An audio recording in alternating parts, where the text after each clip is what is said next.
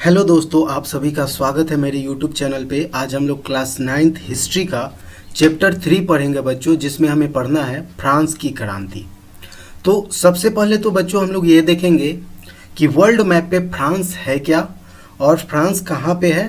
तो आपको बता दें बच्चों कि फ्रांस एक देश है। क्या है? फ्रांस एक कंट्री का नाम है। जैसे इंडिया क्या है, एक देश है, ठीक उसी प्रकार से फ्रांस भी क्या है, एक देश है। और वहाँ पे क्या हुआ था, एक क्रांति हुई थी। क्या हुई थी बच्चों? क्रांति हुई थी। और क्रांति को इंग्लिश में क्या बोलते हैं? तो क्रांति को इंग्लिश में बोलते हैं बच्चों रिवॉल्यूशन। क्या बोलते हैं? रिवॉल्यूशन बोलते हैं। रिवॉल्यूशन का मतलब क्या होता है? क्रांति होता है। तो क्रांति अगर बोले कि क्रांति हो गया, तो क्रांति होने का मतलब क्या है? क्रांति अगर बोले कि रिवॉल्यूशन हो गया, तो रिवॉल्यूशन कब होता है और रिवॉल्यूशन होने का मतलब क्या है? क्या होगा, कौन सी ऐसी घटनाएं होंगी तो हम बोलेंगे कि रिवॉल्यूशन हो गया वहां पे। तो सबसे पहले तो बच्चों ये जानना है कि क्रांति का मतलब क्या होता है। तो आपको बता दे बच्चों कि क्रांति का मतलब होता है कि पहले से जो चली आ रही जो व्यवस्था है, यानी कि पहले से जो सामाजिक, राजनीतिक, आर्थिक जो भी व्यवस्थाएं पहले से चली आ रही हैं, उसमें अचानक परिवर्तन हो जाए। यानी कि कुछ लोगों के द्वारा इस प्रकार का माहौल बनाया जाए, इस प्रकार की घटनाएं की जाए, जिससे कि क्या हो कि पहले से चली आ रही जितनी भी जो व्यवस्थाएं हैं, सामाजिक, आर्थिक, राजनीतिक जितनी भी व्यवस्थाएं हैं, वो सब अचानक एक नए रूप में बदल जाए, एक नया परिवर्तन आ जाए। उसी को क्या बोलते हैं? उसी को बोलते हैं बच्चों क्रांति बोलते हैं। क्या बोलते हैं? क्रांति। तो अब आगे जब हम लोग पढ़ेंगे तो देखेंगे कि फ्रांस की क्रांति का मतलब क्या है, फ्रांस में कौन सी ऐसी घटनाएं हुई और उसमें क्या क्या परिवर्तन हुआ जिससे हम लोगों ने बोला कि फ्रांस में क्या हो गया, क्रांति हो गया। और फ्रांस में क्रांति कब हुआ था बच्चों? तो 1789 में हुआ था। कब हुआ था? 1789 ईस्वी में, 1789 में।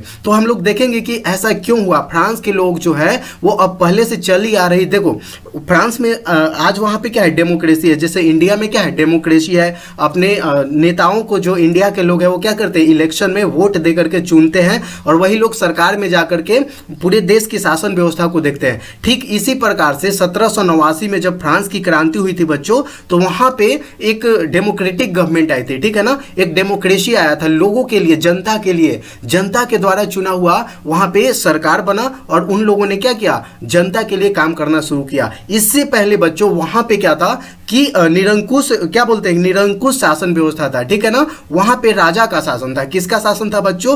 फ्रांस का एक बुर्बो वंश होता था, यानी कि बुर्बो वंश का राजा का शासन चलता था। यानी कि और उसको बोलते थे, लुई के नाम से जानते थे। तो लुई 14वां, 13वां, 12वां ऐसे करते करते लुई का बेटा हो गया 14वां, लुई 14वां का बेटा 15वां, उसका बेटा 16वां, उसका बेटा 17वां, ऐसे करते करते यानी कि उसका एक वंशानुगत पद चलते रहता था। तो इसी व्यवस्था को फ्रांस के लोग जब उब गए वहां के उनकी निरंकुश नीतियों के कारण, तो उन लोगों ने क्या कर दिया, फ्रांस में जबरदस्त क्रांति किया और फ्रांस की जो शासन व्यवस्था थी उसको पलट करके रख दिया। तो इसी के बारे में बच्चों हम लोग इस वीडियो में पढ़ने वाले हैं, सीखने वाले हैं। इससे पहले हम आपको मैप में दिखा देते हैं कि फ्रांस कहां पे है, जिससे कि आपको एक अच्छा सा आइडिया हो जाए। तो अगर हम वर्ल्ड मैप को देखते हैं बच्चों, तो आपको फ्रांस जो है वो कुछ यहाँ पे दिखाई देगा। देखिए यहाँ पे आपको इंडिया है, यहाँ पे हमारा देश अपना इंडिया है। उसके बाद अगर यहाँ पे देखिएगा तो ये है क्या, यूरोपियन कंट्रीज के नाम से जाना जाता है। किस कंट्रीज के नाम से जाना जाता है बच्चों? यूरोपियन कंट्रीज के नाम से जाना जाता है इतना क्षेत्र। अब इसी यूरोपीय जो महादेश है, यूरोपीय महादेश में एक कंट्री है जिसका नाम है फ्रांस। ठीक है ना, यहाँ पे आप देख सकते हैं, जूम कर देते हैं। ठीक है, जूम करके आपको दिखाते हैं। देखिए ये है फ्रांस। ठीक है, यहाँ पे आपको फ्रांस दिखाई दे रहा होगा। ये क्या है? ये फ्रांस है। ठीक है, और यहाँ पे इसके बगल में आप देखिएगा तो ये है यूके। यूके को क्या बोलते हैं? इंग्लैंड भी बोलते हैं। क्या बोलते हैं बच्चों? यूके को इंग्लैंड भी बोलते हैं। तो इसके बगल में इसका पड़ोसी देश है इंग्लैंड। और इंग्लैंड की जो शासन व्यवस्था थी वो फ्रांस से उस समय 1789 तक फ्रांस की जो शासन व्यवस्था थी वो इंग्लैंड से एकदम डिफरेंट थी। ठीक है ना, इंग्लैंड से क्या था, एकदम डिफरेंट था। क्योंकि इंग्लैंड में क्या था, एक स्वायत्त शासन भी था, स्वायत्त क्षेत्र था, जो लोग खुद से शासन करते थे और जो है वो राजा रानी का उस पर ज्यादा कंट्रोल नहीं होता था। तो ये एक अलग व्यवस्था, उसके बारे में हम लोग जब पढ़ेंगे फ्रांस की क्रांति तो उसमें आपको समझा देंगे। ठीक है बच्चों, तो आपने वर्ल्ड मैप पे देख लिया कि फ्रांस कहाँ पे है। ठीक है, अब आगे बढ़ते हैं और यहाँ पे आपको इंडिया दिखाई देगा। ठीक है ना, ये इंडिया, यहाँ पे पाकिस्तान, यहाँ पे अफगानिस्तान, यहाँ पे ईरान, ईरान का नाम आपने सुना होगा, उसके बगल में इराक, उसके बाद यहाँ पे देखिए सऊदी अरेबिया का नाम सुने होंगे, यहाँ पे यमन है, ओमान है। ठीक है ना, यूएई, ठीक है, यूएई, ये छोटा सा दुबई, दुबई का नाम सुने हैं ना, यहाँ पे आपको वर्ल्ड मैप में दिखाई देता है, ये हो गया, ठीक है। इसके नीचे यहाँ पे छोटा सा है कतर, इसके बारे में भी आप लोग सुने होंगे, ठीक है। और यहाँ पे रूस है, ठीक है, ये रूस है। तो वर्ल्ड मैप का थोड़ा सा आपको नॉलेज होना चाहिए कि कौन सा देश कहाँ पे है, क्योंकि हम लोग क्या पढ़ रहे हैं, वर्ल्ड हिस्ट्री पढ़ रहे हैं, क्या पढ़ रहे हैं बच्चों, विश्व का इतिहास पढ़ रहे हैं। तो विश्व का अगर आप इतिहास पढ़ रहे हैं तो विश्व के बारे में पता होना चाहिए कि कौन सा देश कहाँ पे है, ठीक है। तो ये आपने देख लिया, ये हो गया पोलैंड, ये यूक्रेन और रसिया का भी युद्ध चल रहा है, तो देखिए यहाँ पे यूक्रेन है, ठीक है, और ये है बगल में इसका रसिया, ठीक है। तो आइए अब शुरुआत करते हैं, हम लोग फ्रेंच रिवॉल्यूशन पढ़ना शुरू करते हैं, फ्रांस की क्रांति। तो देखो बच्चों क्या करा है, क्या हुआ था कि सन 1789 में, कब की बात की जा रही है, तो सन 1789 की बात की जा रही है कि फ्रांस की क्रांति यूरोप के इतिहास में एक युगांतकारी घटना थी। क्या थी बच्चों, एक युगांतकारी घटना थी। युगांतकारी कहने का मतलब क्या हुआ कि युग को बदलने वाला, यानी कि जो पहले से युग चला आ रहा था उसमें एक परिवर्तन कर दिया। यूरोप के जो इतिहास था उसमें युगांतकारी परिवर्तन आ गया। किसके द्वारा आया बच्चों, तो फ्रांस की क्रांति के कारण आया। किसके कारण आया, फ्रांस की क्रांति के। अब बोलिएगा कि यूरोप के इतिहास में क्यों हुआ, क्योंकि फ्रांस जो है वो कहाँ पे पड़ता है, यूरोपीय महादेश में पड़ता है। कहाँ पड़ता है बच्चों, यूरोपीय महादेश में। इसलिए इसने क्या किया, यूरोप के इतिहास में युगांतकारी घटना थी एक, और जिसने एक युग का अंत और दूसरे युग के आगमन का मार्ग प्रशस्त किया। यानी कि पहले से जो व्यवस्थाएं चली आ रही थी उसमें एक नई शुरुआत की, ठीक है ना। एक फ्रांस की क्रांति के द्वारा यूरोप में एक नई व्यवस्था का क्या होता है, शुरुआत होता है। और आगे हम लोग देखेंगे कि वो व्यवस्था क्या थी, ठीक है बच्चों। अब देखो, इस क्रांति ने फ्रांस में राजतंत्र को समाप्त कर सामाजिक व्यवस्था के नए विचारों, यानी कि इस क्रांति ने क्या कर दिया, यानी कि जब फ्रांस में क्रांति हुई, हमने अभी बताया कि क्रांति का मतलब क्या होता है। तो क्रांति का मतलब होता है कि पहले से जो व्यवस्थाएं चली आ रही है, जैसे मान लीजिए पहले राजतंत्र था, तो राजतंत्र में परिवर्तन कर दे, एक परिवर्तन कर दे और राजतंत्र के जगह पे एक लोकतंत्र ला दे, तो ये क्या कहलाएगा, एक क्रांतिकारी परिवर्तन कहलाएगा। तो यही हुआ, फ्रांस की क्रांति जब हुई तो उस समय वहाँ का जो बोलते हैं प्रशासनिक व्यवस्था कैसी थी, तो राजतंत्रीय व्यवस्था थी। कैसी व्यवस्था थी बच्चों, राजतंत्रात्मक व्यवस्था थी, यानी कि राजा का शासन होता था। उसके बाद फ्रांस की क्रांति ने क्या कर दिया कि यहाँ की राजा का जो राजतंत्र है उसको खत्म करके एक नई सामाजिक व्यवस्था के नए विचारों को जन्म दिया। और वो नए विचार क्या थे बच्चों, तो वो था स्वतंत्रता। क्या था, स्वतंत्रता। स्वतंत्रता मतलब हर कोई व्यक्ति क्या है, स्वतंत्र है। यानी कि अगर जब राजा का शासन होता है तो क्या उस समय लोग स्वतंत्र नहीं होते हैं, बिल्कुल नहीं होते। क्यों, क्योंकि राजा है, राजा का जब भी मन किया, जिसके ऊपर आदेश दिया उसको वो काम करना है, वो स्वतंत्र नहीं है। अगर कोई व्यक्ति चाहे कि हम अपने मन से ये काम करें, हम अपने मन से वहां जाए यहाँ जाए, कुछ नहीं कर सकता है। अगर राजा उसको ऑर्डर दे दिया और इसका काम करने का मन नहीं है तो ये काम नहीं करेगा, तो राजा उसको क्या करेगा, दंडित करेगा। तो क्या वो व्यक्ति स्वतंत्र कहलाएगा, नहीं कहलाएगा। इसलिए यहाँ पे जो राजतंत्र था उसको खत्म करने के लिए वहां पे नए नए विचारों का क्या हुआ, प्रादुर्भाव हुआ। लोगों ने नए नए विचार दिए, जैसे स्वतंत्रता का, यानी कि उन लोगों ने बोला कि फ्रांस के जितने भी लोग हैं वो क्या होने चाहिए, स्वतंत्र होने चाहिए। यानी कि अपना काम खुद करने, खुद अपने लिए खुद डिसीजन लेने के लिए वो क्या होने चाहिए, स्वतंत्र होने चाहिए, इंडिपेंडेंट होने चाहिए। उसी के साथ साथ समानता का भाव आया। समानता का मतलब सब लोग समान है।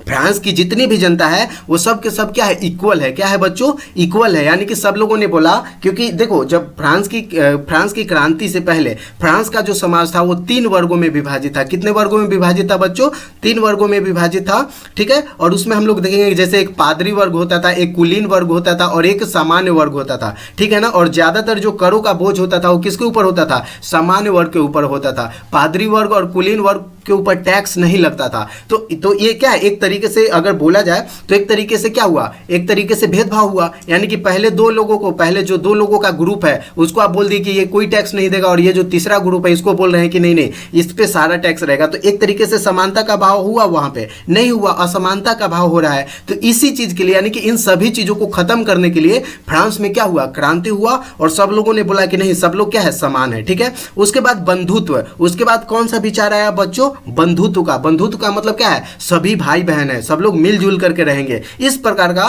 फ्रांस की क्रांति से नए नए विचार उभर करके सामने आते हैं, तथा मानव अधिकार के सिद्धांत, नए सिद्धांतों जैसे आदमी स्वतंत्र पैदा होता है। यानी कि और भी जैसे जब राजा का शासन चल रहा है तो सब क्या है, और भी जो लोग होते थे वो राजा के बातों को मानने के लिए बाध्य होते थे, तो लोगों ने बोला कि नहीं, आदमी जो है वो स्वतंत्र पैदा होता है और आदमी को स्वतंत्र रहने का क्या है, उसका मानव का अधिकार है, यानी कि उसका मानवीय अधिकार है, ह्यूमन राइट्स है, आप इससे डिनाई नहीं कर सकते हैं। तो इसलिए ये सारे जो विचार हैं वो फ्रांस की क्रांति से निकल करके सामने आता है, ठीक है। और ये क्या करे कि इन सारे विचारों को प्रतिस्थापित किया और यूरोप की पुरानी रीतियों तथा संस्थाओं को चुनौती दी। यानी कि पहले से जो चली आ रही थी पादरी, यानी कि जो क्या बोलते हैं पोप का जो शासन होता था या फिर जो निरंकुश राजतंत्र होता था, इन सारी व्यवस्थाओं को इसने क्या किया, चुनौती दिया, बोला कि नहीं नहीं आप गलत हैं, ये जो नए विचार आ रहे हैं ये सब के सब सही हैं और इन सभी बातों को मानना पड़ेगा। अगर आप नहीं मानते हैं तो हम आपको क्या कर देंगे, फ्रांस की जनता जो है वो आपको हटा देगी। राजा को चुनौती दिया, खुलेआम चुनौती दिया, ठीक है।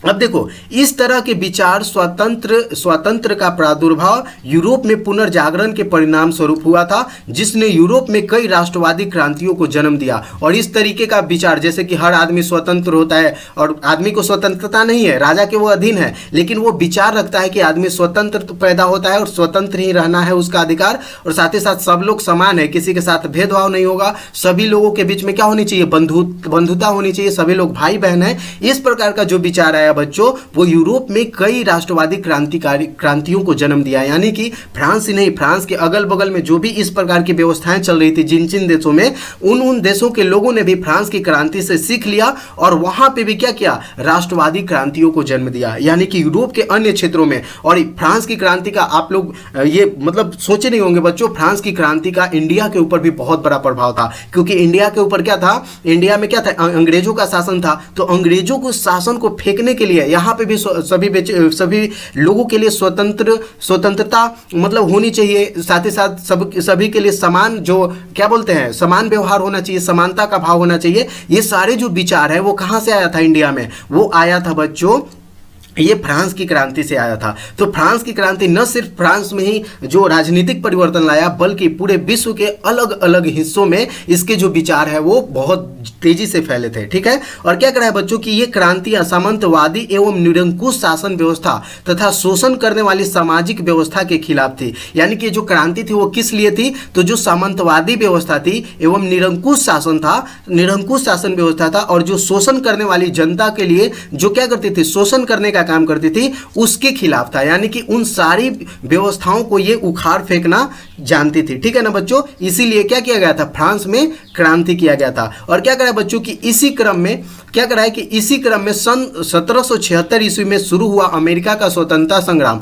और सन 1783 ईस्वी में ब्रिटेन के विरुद्ध उसके उपनिवेशों की स्वाधीनता ने फ्रांस की पुरातन व्यवस्था को समाप्त कर स्वतंत्र विचार वाले समाज की स्थापना का मार्ग प्रशस्त किया। यानी कि हम लोग देखे थे कि क्या हुआ था 1776 में जो अमेरिका का स्वतंत्रता संग्राम चल रहा था, तो उसमें क्या किया, अमेरिका वासियों को स्वतंत्र करवाने के लिए, किससे स्वतंत्र करवाने के लिए, अंग्रेजों से, यानी कि ब्रिटिशों से, ठीक है ना, इंग्लैंड वासियों से स्वतंत्र करवाने के लिए फ्रांस क्या किया था, सपोर्ट किया था। क्योंकि हम लोग जानते थे कि ये दोनों के दोनों क्या था, पड़ोसी था। यानी कि फ्रांस भी क्या था, ये फ्रांस जो था वो ब्रिटेन का पड़ोसी था, और ब्रिटेन क्या किया था, अमेरिका के ऊपर शासन कर रहा था और फ्रांस भी कर रहा था। तो जब फ्रांस वहां से फ्रांस को खदेड़ने के लिए ब्रिटेन जो है वो अमेरिका वासियों को सपोर्ट किया था, तो फ्रांस तो हट गया था, हम लोग पढ़े थे पिछले चैप्टर में। लेकिन फ्रांस बोला कि अब तुमको भी अमेरिका पे शासन नहीं करने देंगे, और इसलिए जो है वो फ्रांस के जो लोग थे और फ्रांस की जो सरकार थी वो क्या किया था, अमेरिका से ब्रिटेन को खदेड़ने के लिए क्या किया था, अमेरिका वासियों को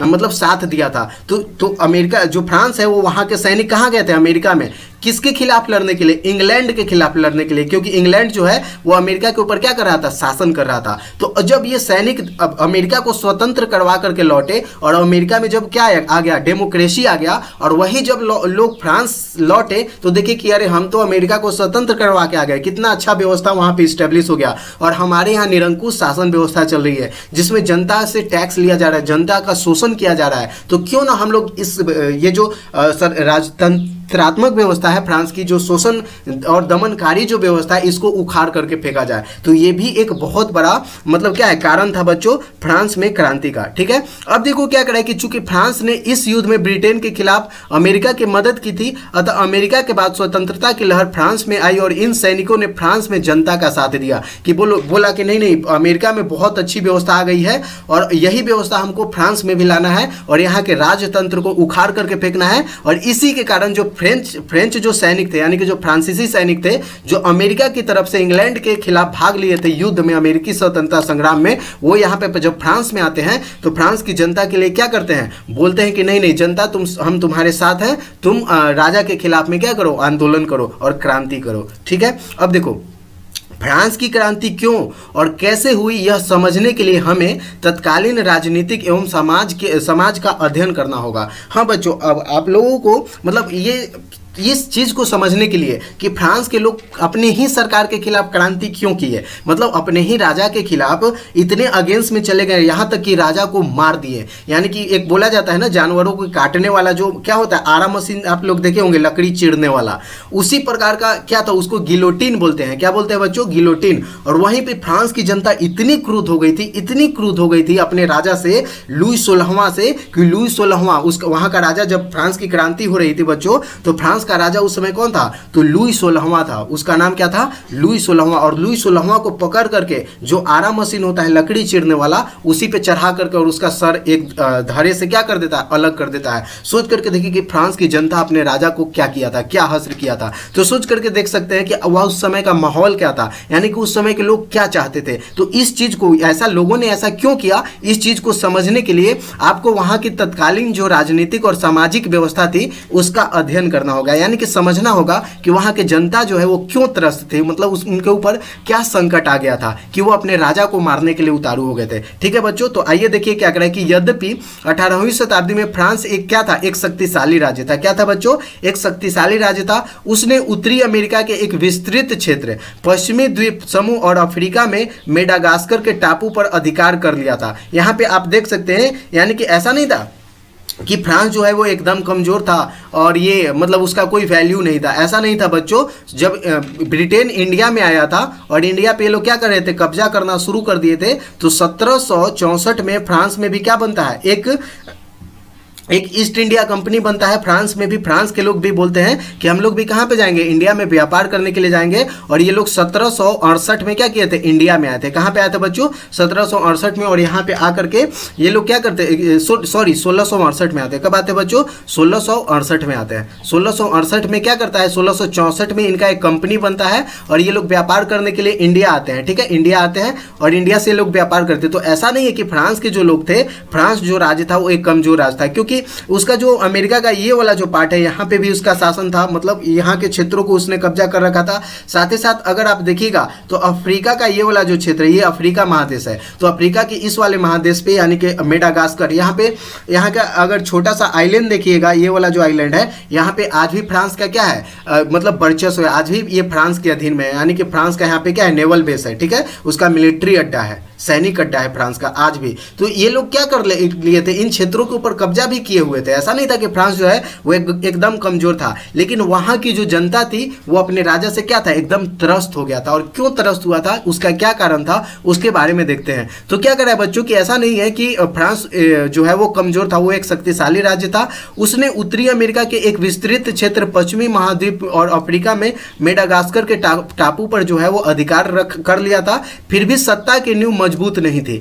लंबे समय तक चले युद्धों के कारण आर्थिक संसाधनों की कमी तथा शासकों की फिजूल खर्ची ने फ्रांस की जनता पर अत्यधिक करों का बोझ डाल दिया और सामाजिक विषमताओं के उत्पीड़न ने उन्हें क्रांति के कगार पे ला दिया। यानी कि हम लोग देखे थे कि जब अमेरिका की स्वतंत्रता की लड़ाई हो रही थी तो उसमें फ्रांस की जो सेना थी वो अमेरिका की तरफ से इंग्लैंड के खिलाफ लड़ रही थी। तो आप लोग जानते हैं कि जब कभी भी क्या होता है बच्चों, युद्ध होता है। क्या होता है, युद्ध होता है। तो युद्ध में क्या होता है, बहुत भारी नुकसान होता है। तो जो व्यक्ति दोनों तरफ से, यानी कि जो नुकसान होता है, चाहे वो आर्थिक नुकसान हो, सामाजिक नुकसान हो, सारी चीज़ों का नुकसान होता है। तो सबसे ज़्यादा तो आर्थिक नुकसान होता है। तो जो आर्थिक नुकसान होता है, ऐसा नहीं है कि कोई एक ही साइड में नुकसान होता है, दोनों साइड से। अगर कोई दो कंट्रीज आपस में लड़ रहे हैं तो उसमें दोनों का नुकसान होता है। जैसे आज रसिया और यूक्रेन लड़ रहे हैं तो रसिया का भी नुकसान है, रसिया की जो इकोनॉमिक स्थिति एकदम खराब हो चुकी है, और साथ ही साथ यूक्रेन का भी क्या है, स्थिति एकदम खराब हो चुका है। तो युद्ध से किसी को भी फायदा नहीं होता है, ये आपको पता होना चाहिए। तो फ्रांस जो है वो, और ये फ्रांस का तो खुद का युद्ध था भी नहीं,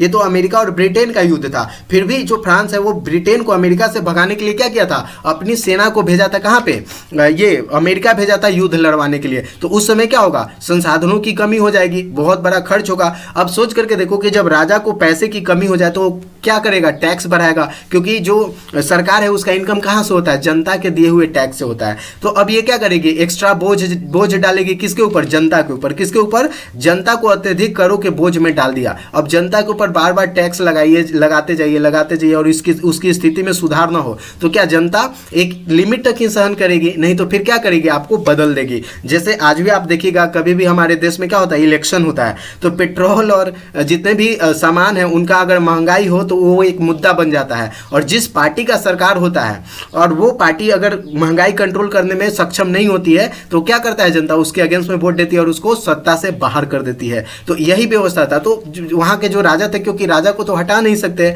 उसकी जो गद्दी है वो क्या है, वंशानुगत है, यानी कि राजा बना, उसके पिताजी थे, उसके बाद वो बना, उसके बाद उसका बेटा बनेगा, उसके बाद उसका पोता बनेगा। तो ये क्या था, एक प्रक्रिया था, एक वंशानुगत प्रक्रिया था। तो वैसे में तो जनता हटा नहीं सकती थी, तो मतलब वोटिंग का तो अधिकार था नहीं कि वोट दे करके और इनको हटा देंगे। और राजा इसी मजे में था कि हमको तो कोई हटा ही नहीं सकता है, इसलिए जनता वहां की क्या हो गई, मजबूर हो गई, और उसने बोला कि अब क्या होगा, क्रांति होगा। क्या होगा बच्चों, अब क्रांति होगा। अतः क्रांति के उत्तरदायी कारणों की व्याख्या निम्न तरीके से की जा सकती है, यानी कि फ्रांस की जो जनता है वो क्यों मतलब क्रांति की, उसके बारे में पढ़ लेते हैं। तो देखो बच्चों, सबसे अगर पहला कारण अगर हमें जानना है कि फ्रांस की जनता ने क्रांति क्यों किया, तो उसका तो सबसे पहला कारण था बच्चों राजनीतिक कारण। हमें क्या जानना चाहिए, उसका राजनीतिक कारण जानना चाहिए। राजनीतिक कारण कहने का मतलब क्या है कि ये शासन व्यवस्था से जुड़ी हुई कौन कौन से कारण थे जिसके कारण जो है फ्रांस की जनता वहां पे क्रांति करने के लिए मजबूर हो गई।